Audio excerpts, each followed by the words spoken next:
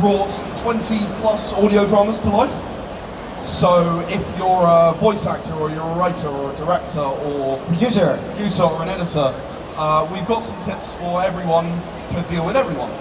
That's always good. You might be wondering, why are we standing here? Well, I'm Leo. And I'm Ed. We are Shades of Vengeance. And yeah, basically we're here because we think audio dramas, I should say, are a highly underrepresented medium. Highly underrepresented. We're not, to be clear, we're not coming after podcasts or actual plays or people talking about their life experiences or anything like that. Those things are fine too, but it would be very nice, in our opinion, to see more scripted audio that is actually designed for that medium rather than, you know, some kind of adaptation or something that's just an audiobook that's read. Speaking of, we probably ought to define audiobooks and audio dramas. This is how we kind of split the difference. Obviously, the lines are a little bit blurry. But the main thing for an audio drama versus an audiobook is an audio drama is made specifically for audio, an audiobook is adapted, sometimes there's multiple narrators. It's about a bit more sound design and a bit more, what's the word I'm looking for? Sorry, I think you just got a bit confused. I did. Audiobooks, by our definition, at least for the duration of this panel, are things that were not created specifically for audio. They were created as something else and then are being maybe narrated or maybe not, but they're being delivered as something that was sort of audio as an extra thing. Again, nothing wrong with that. Audio dramas that we are referring to are specifically built from the ground up for audio. They may have narrators, they may not. They may have multiple actors, they may not. But they were designed with audio in mind, so soundscaping, sound effects and so on are almost always a part of that. So where do you begin? You should begin with some form of written work, a draft of some kind, a script to work from. He's here to give you all the obvious things. Yes, I'm Captain Obvious, hello. Yes, so we are not going to talk in huge detail about writing during this panel because that's not what the panel's about. We are going to cover a couple of small points about writing, but actually we're giving away some copies of my book, The Writer's Journey, which is a choose-your-own-adventure book where every dead end is a writing mistake, and it explains how to avoid this writing mistake. To anyone who asks a question at the end, so get those questions in your mind, and maybe you'll learn a little more about writing, at least my opinion of it. So you start by writing a script, yes, but importantly, it's a full but not final draft. The reason being, if you have completely finalized your draft, you are going to be narrowing down your options. There have been a lot of occasions when we've put out a casting call and we found that in fact our opinion of the character may be a slight little bit off. Lucas from Radio Free Tyrannus comes to mind, where because we opened ourselves up a bit, we were actually able to work with a very prestigious voice actor. We were very lucky. So the point is, have an idea, have a firm idea of what it is you're going to do, but be ready to be flexible if someone with a completely different take comes along and you are ready to think, you know what, actually, that wasn't what I thought, but actually I really, really like that. And it would go really well with the rest of the characters. And if you're not a writer like me, the other thing you can do is you can create a couple of characters and you improvise. And by improvise, I mean you're messing around with your friends as you hit record and coming up with scenes. Importantly, no one else is ever going to hear it. It was a method we actually used to write Occupied, which became a movie. Leo's wearing my t-shirt there. But it started as an audio drama. And then it started out as an audio drama, and during COVID, when I was moving house, Leo gave me a hand. And we just sat in the completely empty living room with no furniture of the new house, and decided that we were going to do a superhero story where two superheroes intensely disagreed on the right way forward. So the point is that you can, write in many different sorts of ways. Don't feel like you have to sit down and just write a script. I used that was the seed of the idea. I used several of the lines verbatim, and then I rewrote a lot of it to make it work better, because, let's face it, improv, not going to be perfect. That's the way it is. So, the other thing that you can do is you can think about giving a voice to your character. That's the next thing that you do. Yes, the right? next thing that you do. For all you budding voice actors out there, this is what I like to do. It's called begging, borrowing, and stealing. So you look at what inspires you, you think about if that fits the character, and you see how things work. So for a little fantasy short we did to promote another game, we were talking about it, and I said, okay, let's do a dwarf. Everyone likes a dwarf. So I over-exaggerated my accent, I made it a wee bit more gruff, and I spoke out one side of my mouth, because this is what people think dwarfs sound like. So Leo is a master of accents, and I am not. But even then, if you are not that, and you want to do some voice acting, there are things that you can do with your voice. You may have, if you've worked in a call center like I have, you may know about smiling on the phone, which completely changes the quality of your voice. You can also slightly slow your pace, increase your enunciation slightly, and it actually brings a very different flavor to your voice. I'm told I sound aggressive when I do that. Yep, the other thing about that, to say, everyone in this room, your voice is unique, so don't worry about trying to sound a specific way. It's not about sounding a specific way, it's about what you bring to that character, to that voice. Even a bad impression is a character voice. Yeah. I've got lots of bad impressions in my repertoire. Yeah, I'm used to it. The point is, yeah, your voice is unique. And voice acting is not necessarily about having a different accent or even making your voice sound particularly different. It's about conveying emotion in the moment. That's what's important for a voice actor. So it doesn't matter so much if you can do all of the accents in the world if you can't convey any emotion when you're doing it. And we've actually had some really, really unfortunate applications for our voice acting casting calls, because what we get is sort of, we'll put out a casting call, we'll get about 50 people, right? And of those, 30 are exactly identical. They all do this. He's been practicing. How dare you do this to me? How can I do this? Why would you let this happen? Really? Really? I'm going to over-enunciate everything and be flat. Now the problem with that is, it's bad.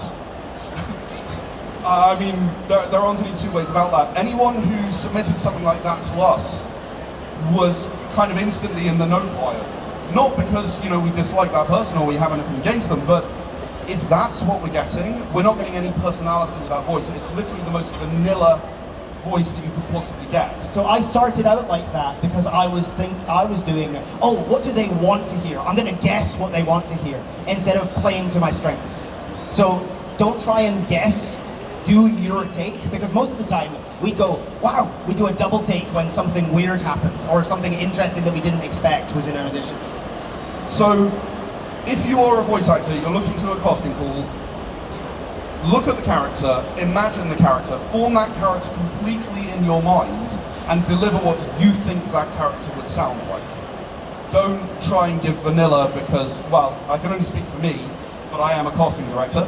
It goes in the no pile, instantly. Something that's different will always go in the I will think about it or yes pile. The main reason we hear lots of big names in voice acting is because they put the acting first. They're not trying to sound completely different or mash up their range. They're thinking, okay, this is how I think the character will do, and then they nail it. That's why I'm sure everyone's got at least 3 names in their head right now. I'm not going to say them out loud. I'm glad to hear it. We wouldn't have time. So, having thought about what you're going to do with your character, we are going to talk about some voice acting basics. To be more accurate, Leo is going to talk about some voice acting basics. So, I'm not a voice actor. This is going to be fun. Warming up is really, really important. But I think we should all warm up together. So, come on, stand up. You're going to follow what I do before I do a recording session, right? So first things first, we open up our shoulders and our neck because you're trying to keep the muscles ready. I'll try and do them in 3s, triplets are good. Next thing we're going to do, also the main thing about being a voice actor, you're going to be silly. You've got to look silly. It's going to be fine. Next up, we're opening up our vocal range. So you're going to stretch up like this. Stretch down, and you're going to use your voice. You're going to do a siren, which is what professional singers call it. You're going to go, ooh-ah, ooh-ah, ooh-ah, like big birds, that's it. Next up, Next up, we're stretching out. We've stretched out our vocal cords now. We're opening up the mouth. So it's muzz and buzz. And if you've ever seen a horse, you're going to do this as well. Like a lazy horse. I saw that last week. It was interesting. Last thing, you've got to, this is easy for me because I'm Scottish, but you've got to roll your R's now. At hitting the roof of your mouth. And then you finally stretch out one more time. One big deep breath. And I don't know about you, but I feel pretty warm. And then you can go at it. You're ready to go. So it's worth noting that warming up, whether you are going to be a voice actor and recording to a microphone, whether you're going to speak in public, such as this, or even if you're just going to talk to a group of people in a smaller setting, it never hurts. It makes sure that your voice is at absolutely peak condition. Definitely worthwhile, recommended. And as you do things, you'll figure out, oh, there's more things I like to do. You'll come up with your own version of this is what I think is best. So the next thing you do, and hopefully you've been doing this prior to warming up also, is you hydrate. Hydrate a lot. A lot. About twice as much as you think you need to hydrate. When we say hydrate, we mean with water. No coffee, no milk, no soda, because it's not going to help your vocal cords. It's a bad time. If you need a coffee, do it an hour before, at least an hour before you're doing any vocal stuff. Same with dairy and chocolate. Try to avoid those prior to... Water's good, great. Reward yourself with the sweet things after you've recorded. That's what I do. The next thing you do, and this might sound a bit odd, is you eat a green apple. Granny Smith's my choice. So green apples block the secretion of saliva from the salivary glands in your mouth. So if you want to avoid clicking, which is every editor's hell, trust me, I really don't like clicking. It takes a very, very long time to fix. Green apple. I swear by them, trust me. Yep, it works. We already... After the apple, try not to hydrate further. The reason being, obviously, you're just inserting more water into that situation, which is the last thing you want to do. Like Leo said, looking silly. Looking silly is very important. It doesn't matter. No one can see you in a booth, and certainly no one can see you in the audio drama. But you can hear the difference. If you're self-conscious about something, you can hear it. We've had a couple auditions, and I've fed back and gone, you were much more confident with this character, why is that? And they've gone, oh, I didn't think you'd notice. Because they were self-conscious. And that brings us to another thing, which is rehearse. Rehearsal has been a tradition for thousands of years. This is not an accident or a coincidence. I understand that sometimes you don't have much opportunity to do that. You know, you might be a voice actor who walks in, you see the script for the first time, you have to read it. Even then, you can sit waiting for your turn mouthing it. It's worth mouthing it, not just reading it in your head, because you'll begin to find out what it is that you cannot say from within your script. So, rehearse. It's worth it. And the difference between someone who rehearsed their lines and just read them one time into a microphone, including during a casting call, is visible and obvious. I know it might not feel that way, you might feel like it makes no difference. It really, really does. So, that was voice acting stuff. Yes, now we need to talk about the recording. You record things. So, if you have access to a studio, fantastic, you're richer than I am, go have fun. If you don't have access to a studio, but you want to do some voice recording, there are a number of things that we have researched and in fact done ourselves, because we do not use a professional recording studio for most of our work. We've made our own bits and pieces, but for the most part we've made our own. And when I say made our own, it's temporary and can be broken down and put back up. So, the first thing to remember is that cloth minimizes sound, right? Obvious. You may have heard of a lot of people talking into their wardrobe. That's a fairly common approach. It does work. There are professional voice actors who do that. Watch out what's behind you in that situation, because unless you have a lovely noise absorber like this thing here, you can actually get some quite nasty bounce back from behind you off your kitchen cabinets. It's more important to have a couple blankets to cover your cabinets and something to wrap around your space than it is to have a 200-pound microphone. Yeah. If you have money to spend, and you want to spend money being a voice actor, do not buy an expensive microphone. You can get perfectly serviceable audio off a Blue Yeti, which comes in under 100 quid these days, doesn't it? Perfectly serviceable audio, nothing wrong with it at all. USB connector. You don't need something really, really expensive to start. Start by treating your area. And what we did is we actually started recording in my flat. And what we did is we had those temporary hooks.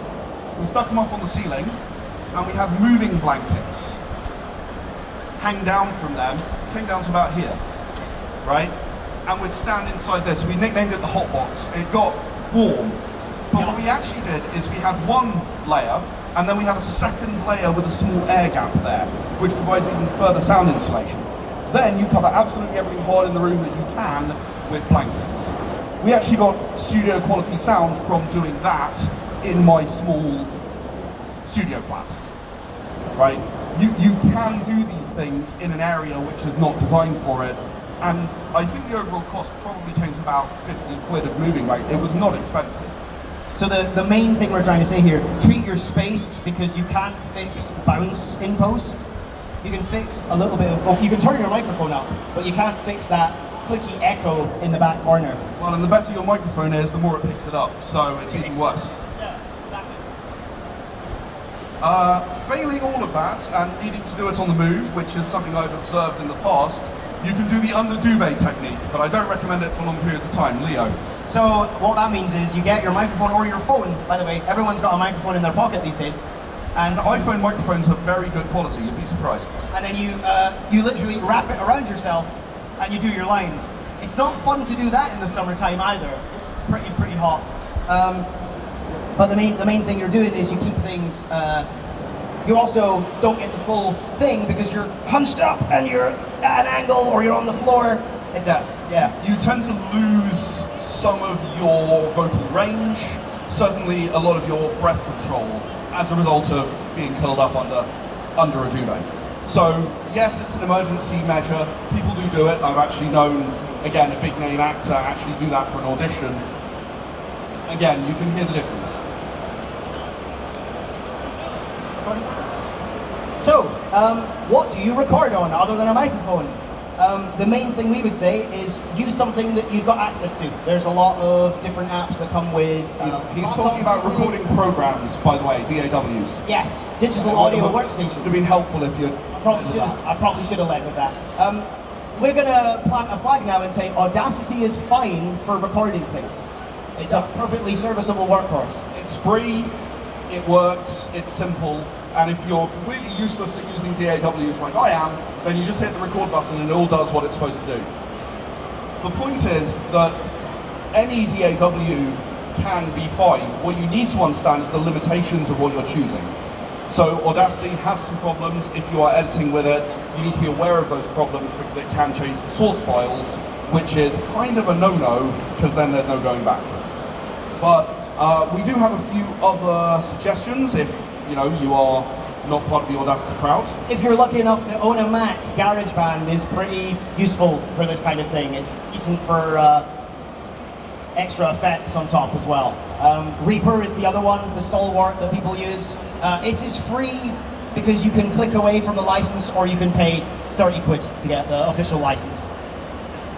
Yes, you can get things like Pro Tools, you can get various other things which are extremely expensive, but again, when starting out, and especially if all you're doing is recording, you're not getting any benefit from those programs. Don't waste the money, it's not worth it. Again, you could use it on treating your space better. Not that I'm obsessed with that, honestly. So, we are about done with the voice acting bit, and now we're on to my bit, where we're going to talk about casting. So, I've cast quite a few audio dramas now, and there are a number of things that I recommend you consider if you're thinking of doing that. The first is, obviously, your budget. What are you going to be able to pay the people who are doing this? Are you paying them in a share of what you're bringing in from it? If so, how are you bringing in the money? And be ready to answer that question, because that's exactly what they're going to want to know if you're saying you're paying them a share. Related, are you recording online or offline? So there are times when I think it's really, really important to have people in the same place at the same time. And there are times when it truly doesn't matter, because the two characters are not speaking to each other. Maybe you can get someone who is a bigger name as a result of being willing to work online, because they, you perhaps like me, are based in England, and they are based out in America. You're never going to get them to be able to fly over here and do the work, but you might be able to get them online. So think about what kind of sacrifices you're willing to make for that, and also think about the scale of your project. How big do you want this to be? Is this enormous? Is this 50 people? Or is it actually 5 people and no one's really going to notice because, it's quite a lengthy thing. So when this person pops up in episode 1 and episode 17, no one's going to realize that they're actually the same voice actor, no one's going to remember that. Think carefully about what limitations you're willing to work with in order to bring your project to life. So I think we've got to talk about directing now. Okay. You're the director, I've only done a little bit of that. So, when I'm directing an audio drama, I am not wanting to stare at the script and make sure everyone is saying the right lines. Because I actually get him to do that. That's his job. I want to know, does it feel right? Does it feel good? Does it sound good?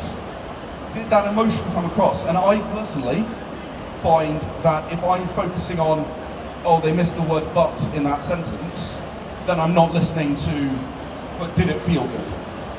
And that becomes even more important when you think about how much flexibility you want to give an actor. Because if you want to give an actor some flexibility about what they're doing, then maybe they won't read the line exactly as written.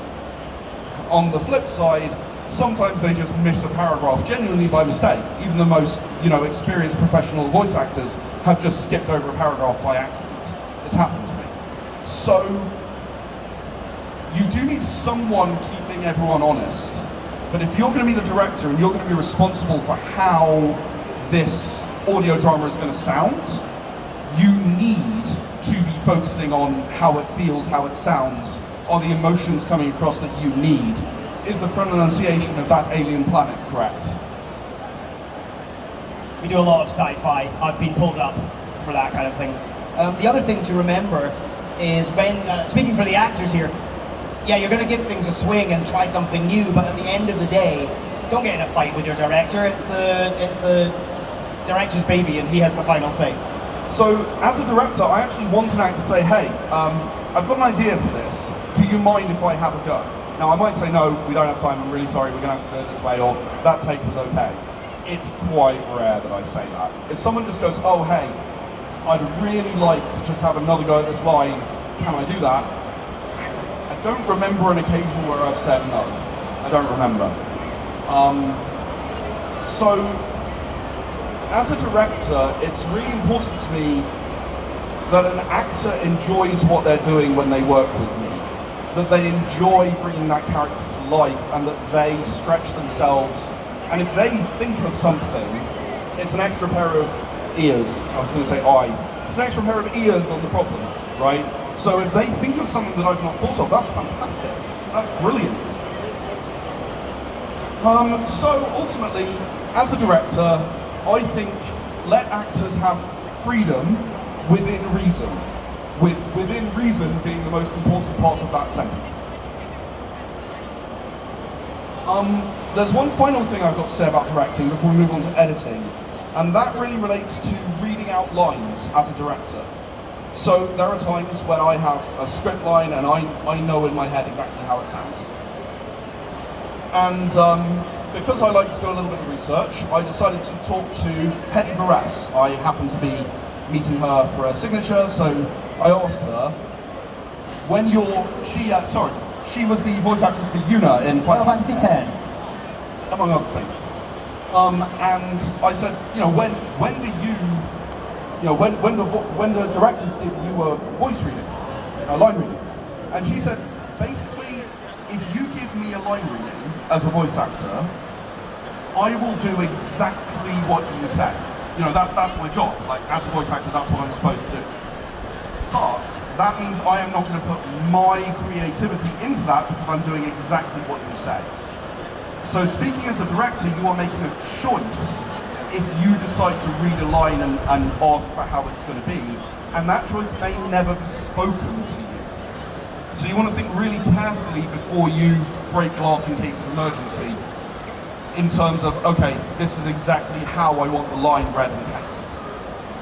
I thought that was a really helpful piece of advice for me as a director anyway. Okay, on to editing now, which is the fun bit. And by fun bit, I mean if you find a good editor, they're like gold dust. Stay friends with them. Do what they want you to do. If they want something delivered in a specific way, every editor has their own workflow, right? So it's a fun dance, figuring out who's doing what and how they do it. I think one of the first things to remember if you're not an audio editor, one of the first things to understand is that editing takes 3 to 4 times as long as recording. Because you've got to listen through everything, you've got to choose what you want, you've got to cut that all out, you've got to put it together and paste it, listen through it again, probably listen through it at least one more time, and that's not even including sound effects, soundscaping and the rest. Right? So they are spending a lot of time on the project. A lot.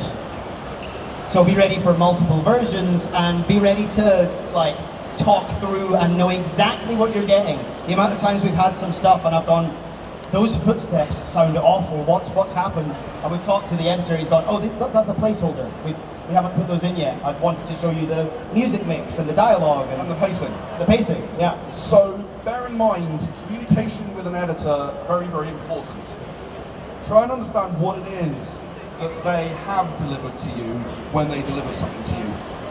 And equally, if they ask for something back in a certain format, there was one editor I worked with who wanted all of the feedback in a very specific format.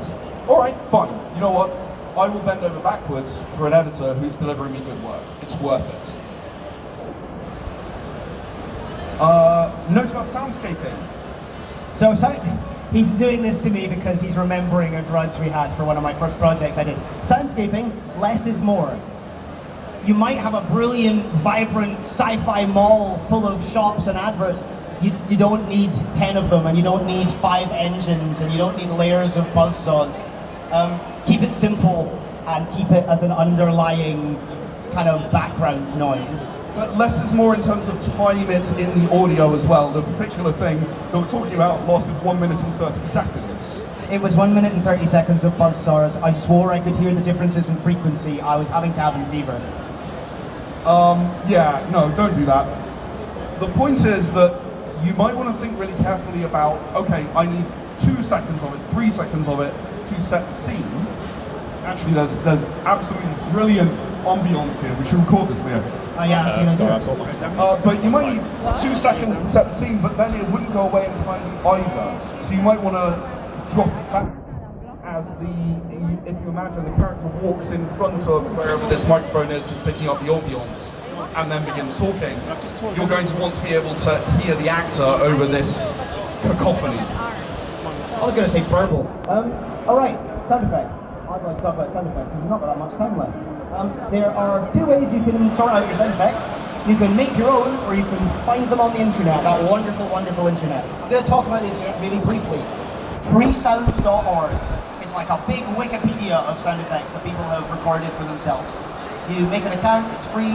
The main thing to remember, check what license they're on. A lot of them are Creative Commons, or they say, don't use this in a commercial thing, or don't use this for whatever. They have different... So there are basically 2 levels. There's no commercial use. Please stay clear of those, don't steal from people.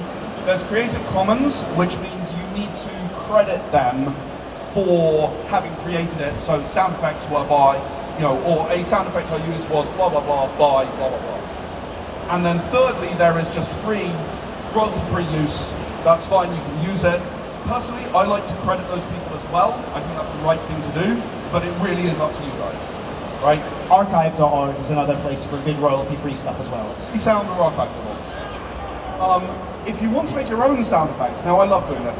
I have a very close friend who's a Foley artist, so I love making stupid noises with things. And one of my favourite ones we actually did in my bathroom, because we wanted someone walking across the floor, stepping in the shower and turning on the shower. And we did this in my bathroom with a Blue Yeti microphone, out of the splash zone, I hasten to add. As indeed did the actor in question jump out of the splash zone before they got soaked.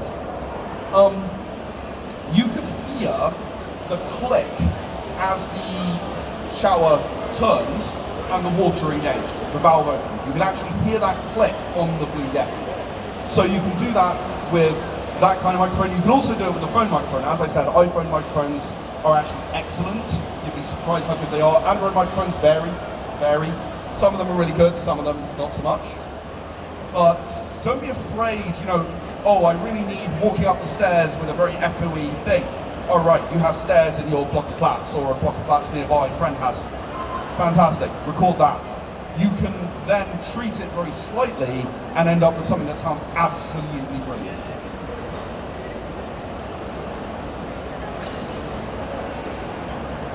Okay, I think... Hang on, in short, loads and loads and loads of things you can do in order to bring your audio drama to life. Hopefully that quick run through has been useful. I've actually written a book called Voices from the Void. You can come talk to us afterwards and get hold of a copy if you're interested. It's got all of this and more, basically. But for now, we're going to do some questions because we've got about 10 minutes? 10, 15 more minutes. Yeah. Amazing. So, again, you will get a copy of The Writer's Journey if you ask questions. So, any questions? Hands up. Okay. He always takes the easy one. Hello. Hello. I just had a question, well I had two questions, but I'll just stick to one for now. It's just regarding, so you said you mentioned about pacing. So I'm a sound editor myself. Do you pace to music, or or do you get your editor to pace to music, or do you use other things to pace? Because I'm aware, like sometimes getting that pace right, it's quite difficult. So yeah, it's just a question really. That's a good question. I think, and I might be a heretic here, I'm willing to accept that answer. I think that pacing is kind of separate to everything else. It's the thing that sits above the dialogue, the sound effects, the soundscaping, and the music. So all of those things need to conform to the pacing that you're going for. That might be a fast pace in an action scene, or it might be a slow pace in a more thoughtful, emotional scene. But it's not, you don't get the music first. I would not get the music first and then try and pace everything to the music. I would say everything must fit this pace, which is objectively, externally decided. Does that answer the question? Yeah, things like qualifications to do, obviously, voice acting, that sort of stuff. Is that preferred, or is it a case of you have, somebody who has had experience, or somebody that's they'll send in like audio clips and go like, oh yeah, we should do that one, regardless of what qualifications that they have? So I'm self-taught. Qualifications don't really matter to me. It's about life experience and what you can confer with that. If you want to get a qualification in something, if that's something that interests you, go ahead, but I wouldn't say it matters. I don't think it matters for our audition process either. I have never chosen or rejected anyone on the basis of a qualification, but it is very obvious to me how much experience someone has when I hear their audition. So, if you want to get a qualification, the chances are you will gain a lot of experience by doing so, and that will be of benefit to you. But I wouldn't say that whether you have the qualification or not makes any difference to me whatsoever. Seconded.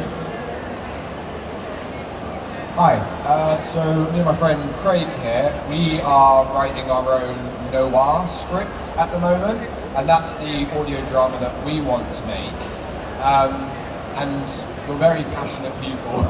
So, that's sort of a weird question, but how do you know when it's not too much? For example, I want to do classic noir where you're the inner monologue running along like, the neon city, this, that, and the other, I want to have that sort of monologue going. But how much is too much, and how will you know when your audience is going to get bored of that, so let's move along? It's audio. So it's funny you should ask that, because one of my most recent productions was actually a noir audio drama. So I've actually dealt with this question just recently. Now, me personally, I took a bit of a jokey approach to it, in that the person did the inner monologue, and then said, oh my god, I can't believe I'm doing this. Just pointed out how ridiculous it was. That was my approach to it. But The answer is it depends on who your audience is, right? So are you writing it for people like you? And there is nothing wrong with that whatsoever, right? If you know that's your audience, then all you'll need to do is when you're done, you need to seek out that audience. If you're writing it for people who won't see the funny side or like don't like the noir genre that much and they just want to dip their toes in, then maybe you should ease it back a bit. But I advise you I like to choose someone I know who I am writing it for. It's like, here is Fred. Fred is my friend. I'm writing this so that Fred enjoys it. Would Fred enjoy the inner monologue to a massive degree? Yes or no? Ask Fred. Then you know, right? Hello, Craig. Well, hi. Yes, well, we're doing his own stuff, but also for getting other work and things like that. Would you recommend any type of agency, or because we've looked at things online where they don't pay and stuff like that? Is there any agencies that are worth going to that actually monetize? So I'm not actually aware of any because I am that indie, right? I deal with it all myself. I have to be honest, I can't answer that question. I don't know if Leo has any ideas. I have some ideas, but some of them got shut down during lockdown. Your best bet would be websites. I'm assuming the question is you're looking for voice actors who won't pay, or you're looking for work yourself?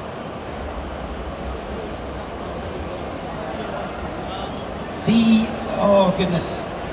I'm sure people might have heard this before, but the Casting Call Club is the most active website at the moment that has a mix of different different paid and non-paid stuff. It's a case of asking very nicely. The agency game is rough. Trust me, I know. That's basically it. I hope that helps. What is either your favourite audio drama that you've made or your favourite audio drama to listen to that someone else has made? Either or both? That was a both. You tell them you say the favourite audio drama you've made, and I'll do the other one. The favourite audio drama I've made. Well, I'm going to take your one. I think A Titan's Rise is probably the favourite. We did a full cast sci-fi audio drama with sound effects and an original score and voice acting, and it was a really fun time doing lots of different stuff for this world that Ed over there made. My favourite audio drama that someone else has made is I am a huge fan of Graphic Audio, who are an American-based group who they started out, I think, doing comics and such, but they did Vater's War by Elizabeth Moon, which actually happens also to be one of my favourite sci-fi novels of all time. They did all 5 books, full cast, SFX, soundscaping, music, the rest. Absolutely brilliant. Love it. Do you audition based on voice reels, or can you have any type of reel? And is it really necessary? Should it be professionally done? I have never really taken any voice actor's voice reel seriously at all. It's so scattershot, right? You're going to give me a bunch of stuff. Sorry, Leo, you're in the way. You're going to give me a bunch of stuff, and I don't know whether, it's unlikely that it's going to be anything like, but imagine I get 50 in, and I've got to listen to 5 minutes of voice reels for absolutely everybody. No, it's not happening. What I will do is, and again, this is me, I can't guarantee it's anyone else, but I will almost completely ignore someone's voice reel. I will go, here are some lines, read me those lines, show me this emotion, show me that you can do it in my context. That's me personally, so I would advise against having a professional voice reel, but that's me, for me. So in my experience, the main reason for having a voice reel is to have a benchmark to show somebody. It's not, hey, I'd like a job, here's my voice reel. It's, hey everybody, I'm doing this type of work, this is what I specialize in, and here's some examples of that. It's examples. Professionally done is a strong word, but, make what you can to show what you want to do, but focus on. They can be very expensive, and usually you can focus your money elsewhere. For example, voice acting lessons, which I got Leo as a birthday present a couple of years back, have benefited him a lot more. Because I needed them, obviously, just because he's a nice friend. And something like that. They benefited him a whole lot more than having a professionally done voice reel. Hello. When you've got your audio drama, where do you find you mostly publish? Do you publish like, are you making it for radio, or do you have like online platforms where you send them? So I mostly make them for online platforms. I don't think we've yet been featured on radio unless you count the internet radio station that we were featured on. A Canadian internet radio. Does that count? I'm not sure. In Canada, yeah, that's a thumbs up, that works. Cool. So for the most part it's online platforms. Audible takes a large chunk of any sales, a large chunk, but also for the most part people are not spending money on Audible, they're spending credits, so you may get people who otherwise would never spend any money. So there are some benefits to Audible. That said, I say that's AWX actually is how that goes in, but it then appears on Audible. Having said that, I mostly do online platforms. I sell them on my web store. I also work with a couple of other web stores. Hi there. Hello. So you said about script-wise and jumping over like paragraphs and stuff like that. As long as the person's like got the intention of what you're requiring from the character, do you tend to find that comes across better than sticking exactly to the words that are on the page essentially? I mean, sometimes skipping a paragraph can mean that you don't have the Chekhov's gun you needed later, so that can be really problematic. But for the most part, I am not a stickler for the script that I wrote, because I wrote that script in isolation. I wrote it without knowing who the voice actor was going to be. I wrote it without knowing how they were going to deliver it. I wrote it without knowing the feel. So the focus should always, in my opinion, be on the feel of what it is they're delivering. So if they skip a sentence and it does not matter, and that's why I have Leo, check the script for me.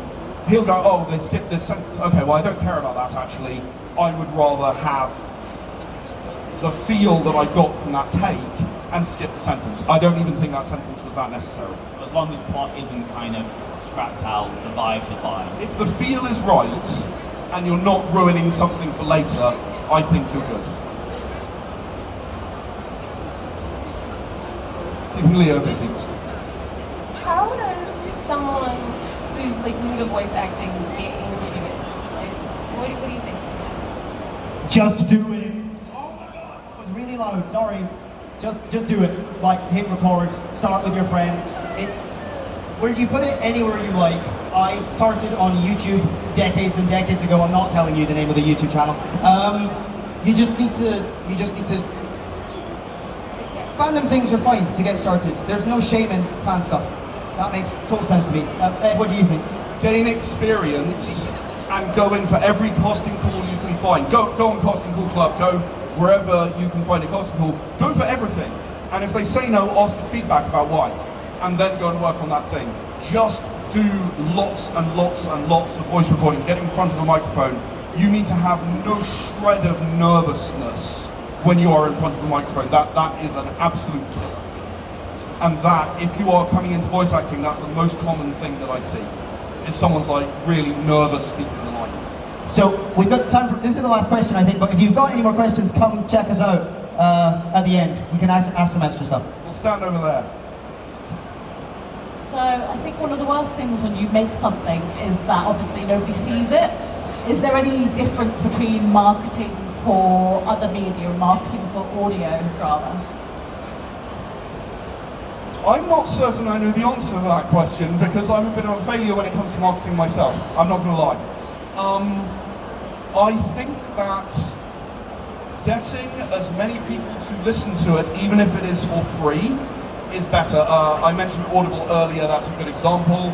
When you put something up there, you get 50 free links to it, so you can send it out to everyone you know. They'll individually be able to listen to it. At least then you get some feedback on it. You can update it through that platform if you decide to change it. But at the end of the day, you are going to have to make some kind of choice between free and money, which is more people listening and fewer people listening, inevitably.